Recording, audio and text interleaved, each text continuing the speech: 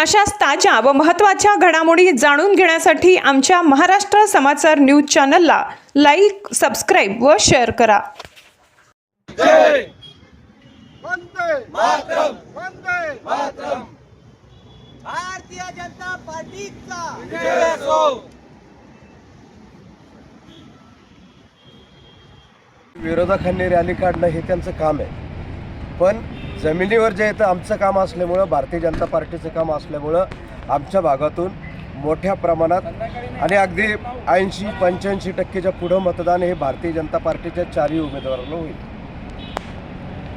काय कोणते मुद्दे घेऊन तुम्ही प्रचाराला समोर जाताय? आम्ही या निवडणुकीत जनतेची सेवा, विश्वास आणि जनतेची सुरक्षा हे मुद्दे घेऊन जनतेत गेलेलो आहे. तुमचं काय विजन असेल? विजन हा छत्रपती संभाजीनगरमधील वार्ड प्रभाग क्रमांक 10 हा छत्रपती संभाजीनगरमधील हा सगळ्यात चांगला आणि सुसज्ज असा प्रभाग असला पाहिजे. तिथं सगळ्या सोयीसुविधा उपलब्ध असल्या पाहिजेत, अशा पद्धतीनं आम्ही काम करू.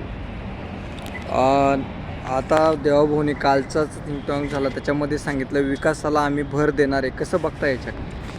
असं आहे की या छत्रपती संभाजीनगरमध्ये जवळपास 1.5 लाख कोटी रुपयाची गुंतवणूक येत आहे आणि मग ती गुंतवणूक येण्यासाठी या छत्रपती संभाजीनगरमध्ये कायदा सुव्यवस्था, चांगले रस्ते, चांगलं इन्फ्रास्ट्रक्चर हे सगळ्या गोष्टी असल्या पाहिजेत. त्यासाठी भारतीय जनता पार्टीचा महापौर या शहरात निवडून आला पाहिजे, बसला पाहिजे. काय आव्हान करसान तुम्ही मतदारांना?